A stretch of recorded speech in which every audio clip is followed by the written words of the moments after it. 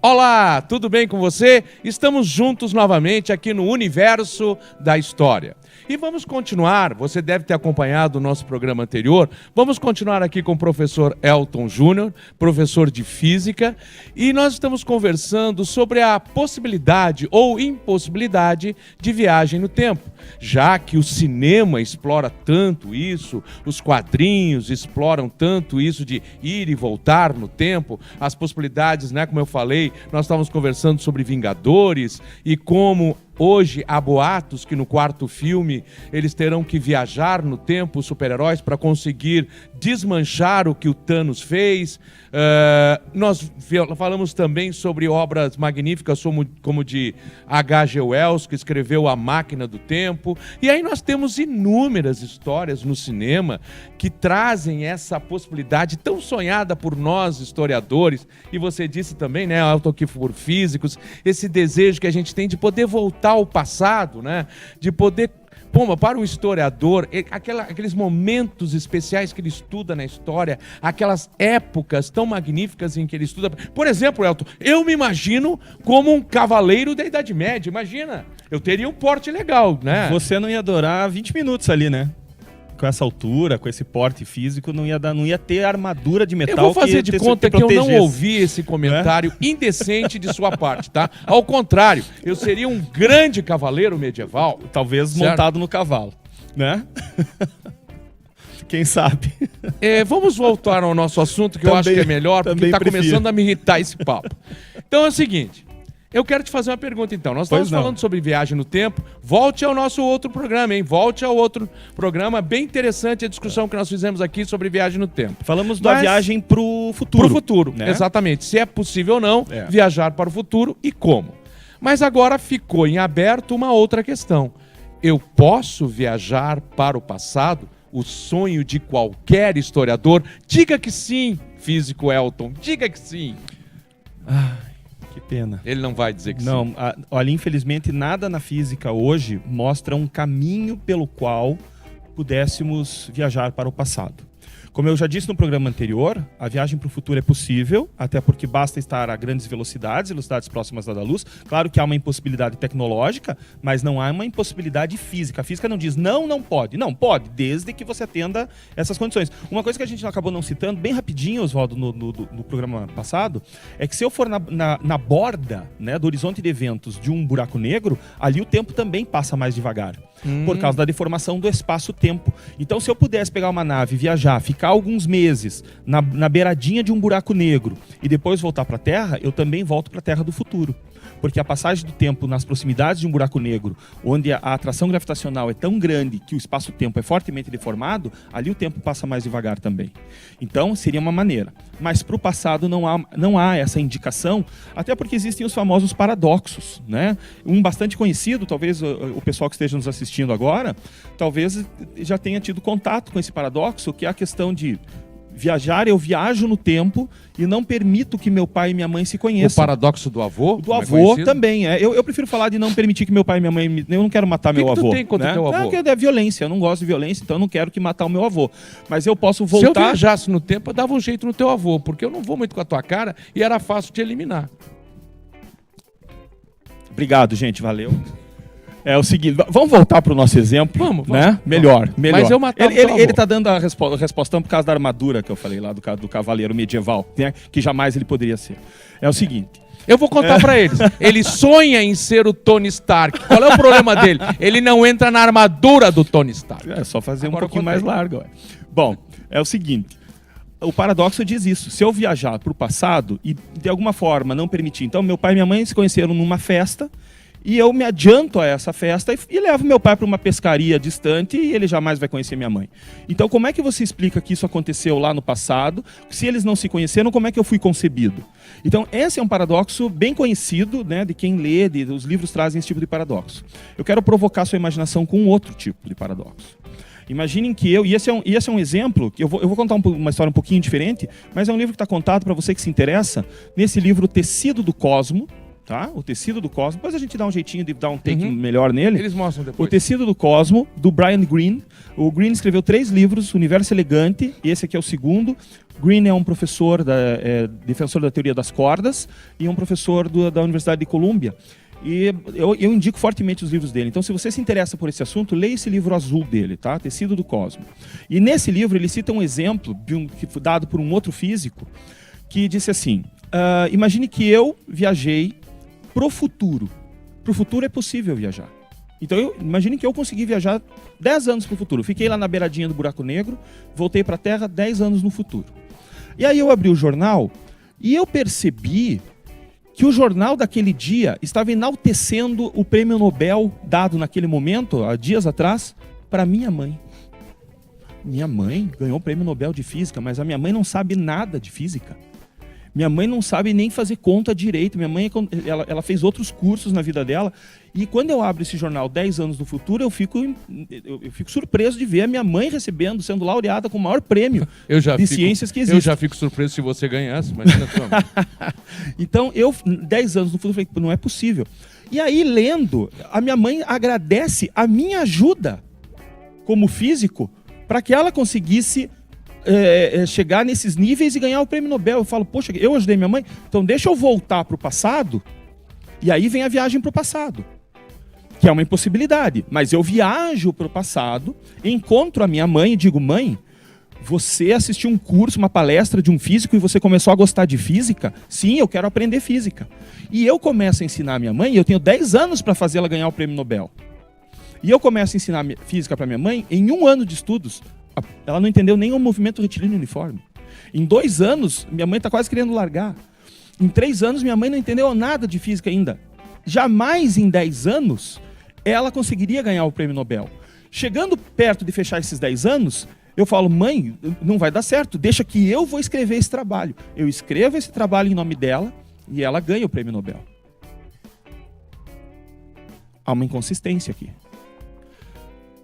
Eu sei do prêmio. E outra coisa, desculpem, eu esqueci desse detalhe. Eu escrevo o trabalho que deu o prêmio Nobel porque eu vi ele 10 anos no futuro. Eu vi o trabalho. Você sabe qual é o trabalho? Eu sei qual é o trabalho. Por isso que eu falei, então daqui que agora eu vou escrever o trabalho que foi laureado. E aí eu te pergunto, como isso é possível? Há um problema de raciocínio aqui, não sei se você já pegou a ideia. Da onde veio a ideia do assunto do prêmio Nobel? Da onde veio? Ele não era meu. Eu só fiquei sabendo dele quando eu vi o trabalho 10 anos no futuro. Então, a essência do trabalho, o desenvolvimento do raciocínio que levou ao Nobel não foi da minha mãe assim, e não foi meu. A ideia do trabalho saiu da tua visão do futuro que você nunca tinha imaginado em escrever. Que não era meu. E que você só escreveu porque você sabia que ele existia. Isso. Então ele não era nem meu nem da minha mãe. Então da onde veio a informação? Isso é papo de físico mesmo. Isso é papo de físico, mas isso é uma maneira de mostrar que há realmente uma inconsistência para a viagem para o passado. É mais uma inconsistência. Então eu sinto muito, mas nós físicos não vemos um caminho para a viagem para o passado. Ele é inconsistente. Tá, mas digamos assim, agora eu vou fazer uma viagem aqui que eu acho que todos que estão nos assistindo talvez fizessem essa viagem. Mas vamos supor que eu tenha universos paralelos. A física, ela aceita a ideia de universos paralelos, não? Tá, você tá mudando um pouquinho de assunto. Tô, né? Mas que eu quero fazer uma pergunta em cima disso. Certo. Sim, existem outras dimensões. Hoje, nós sabemos que devem existir, para que algumas teorias funcionem, devem existir, no mínimo, 6 dimensões espaciais. Acreditamos em 10 dimensões espaciais e uma dimensão temporal. Eu posso supor, por exemplo, que essas dimensões diferentes poderiam corresponder a épocas diferentes? Creio que não. Nós estamos falando de posições. Ah, posições. Nós estamos falando de dimensão. Assim como nós temos, Oswaldo, a gente está falando uma coisa assim. Nós temos comprimento, nós temos profundidade e nós temos altura. Essas dimensões estão a 90 graus. Se a gente pudesse conceber uma 4ª dimensão a 90 graus, seria uma dimensão. E não uma dimensão temporal.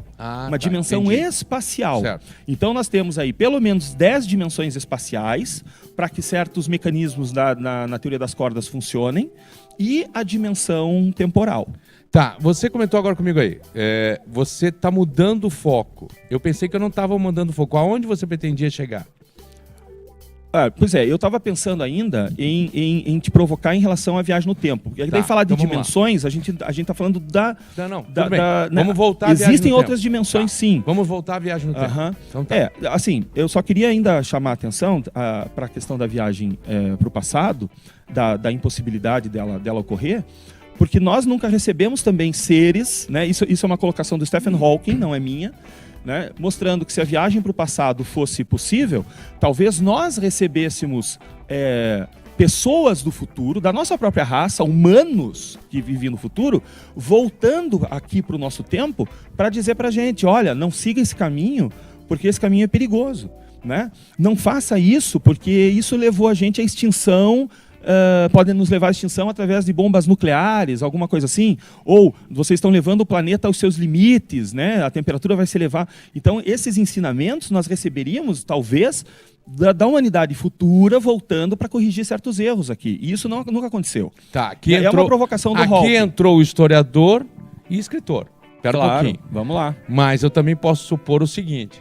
vou escrever sobre isso.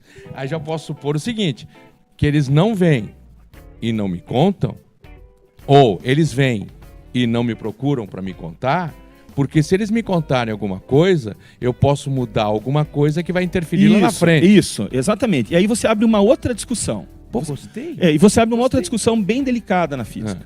A física quântica, ela diz o seguinte, não há tempo passando. Aí a coisa começa a bagunçar bastante, né? É como se tudo estivesse congelado. Imagine que tudo que pode acontecer desde o início do universo até o final, desde o Big Bang, que é o surgimento do nosso universo, até o final dele, quaisquer que seja, morte térmica dos buracos negros, daqui trilhões e trilhões de anos. Imagine que tudo isso já exista. Como se fosse uma... Use a imaginação, por favor. Como se toda a história do universo fosse um bloco de gelo, onde tudo está congelado. E aí, então toda a história está lá. Oswaldo, você desde pequenininho, logo que saiu, né, do ventre da sua mãe, até agora e até o teu futuro, né, tudo está lá. E o que é o presente, então? O presente é justamente a região desse gelo, desse pedaço de gelo que tem toda a história contada, sendo iluminado. Então, o que é o nosso presente? O nosso presente é justamente a fatia desse bloco de gelo que está sendo iluminado no agora. É até uma visão bonita. É bonita, só que é uma visão que assim não me agrada tanto, porque parece que o meu futuro já está determinado, parece que o meu futuro já está escrito, e basta eu esperar a luzinha do presente e andando e iluminando isso. Então, essa é uma visão que a quântica traz para a gente, de que tudo está congeladinho lá. Então, aí, se a gente voltar naquele paradoxo de eu voltar no passado e não permitir que meu pai conheça a minha mãe, o que a quântica diz sobre isso? A quântica diz que, na verdade, eu sempre estive lá nesse passado. Se eu imaginar que eu estava lá para olhar para o meu pai e para a minha mãe e não permitir que eles se conhecessem, na verdade, eu sempre estive lá. Então, quando a luz do agora, a luz do presente passou por aquele momento, não é que eu não estava lá, eu sempre estive lá. E eu sempre fiz isso. Né? E eu sempre fiz isso. Ou então... Quer dizer, é uma impossibilidade. É uma impossibilidade. É uma impossibilidade. Mas não quer dizer que eu não estivesse lá. Então, se eu conseguir fazer isso, é porque eu sempre estive lá. Se eu sempre estive lá, não é porque eu voltei do futuro para o passado, eu sempre estive lá. Então, é difícil falar disso. Realmente é difícil, é bem complicado. É muito complicado. É bastante provocante a gente pensar nessa questão do tempo, né? Então, e o que seria o tempo? E é um tema que é super explorado pelos filmes, né? Pelos livros. E deve. Que é um assunto muito interessante, né? Nós, historiadores, como eu estava brincando, né? Nós sonhamos com isso, né? A possibilidade de conhecer certos personagens pelos quais a gente às vezes até se apaixona historicamente, né? Certos personagens que você lê a respeito, certas situações, certos acontecimentos. Nós brincamos num outro programa, e estávamos brincando antes fora do ar, história é ciência, né? E a história é ciência, mas ela é ciência de uma forma diferente. Porque, por exemplo, a química, a biologia, a matemática e talvez até a física sim, claro, não talvez sim, você pode fazer uma experimentação várias vezes e obter o mesmo resultado daquela experimentação. Então você faz uma determinada experimentação sobre aquelas mesmas circunstâncias controladas e você tem o mesmo resultado. Aliás, só vira ciência se os resultados indicarem o mesmo caminho, senão não é ciência. Mas a história, assim como outras áreas do conhecimento de humanas, elas não têm essa possibilidade. Nós somos uma ciência que trabalha de uma forma diferente. Por exemplo, eu não posso pegar Napoleão de novo, não posso colocá-lo no mesmo cenário de novo e não posso representar a mesma batalha novamente. Você poderia dizer, não, você pode pegar um general, pode pegar os mesmos soldados, pode pegar as mesmas armas, pode colocar as pessoas na mesma situação e ver o que acontecia. Jamais será igual. Não, jamais. Não é. Porque eu não tenho as mesmas pessoas. Eu não tenho as pessoas com as mesmas vivências. Eu não tenho o general com as mesmas ideias. Eu não tenho uma série de circunstâncias que vão construir isso do mesmo jeito de novo. Então eu não tenho como ter essa situação controlada. É como a educação, por exemplo. A educação também não nos permite isso, né? A educação, ela é uma ciência que ela trabalha com variáveis gigantescas. Por exemplo, você, nós estamos numa sala de aula, nós estamos dando a mesma aula para os mesmos alunos. Mas isso não quer dizer que um deles vai fazer uma prova e que a nota que ele tirar seria a nota que todos tirariam. Não, porque cada um aprendeu de maneira diferente, em quantidades diferentes, em níveis diferentes. Então jamais acontecerá. São ciências diferentes, né? E o aluno na sala de aula em si é um universo. É um universo. Né? O aluno então, em sala de aula realmente em ser si igual. é o universo. Muito obrigado por ter estado conosco, muito obrigado, Elton. Vamos seguir a outros programas. Por favor, compartilhe, clique, dê seu like, por favor, dê seu like. Fale sobre o nosso canal a outras pessoas. Um abraço. Tchau, tchau. Até a próxima.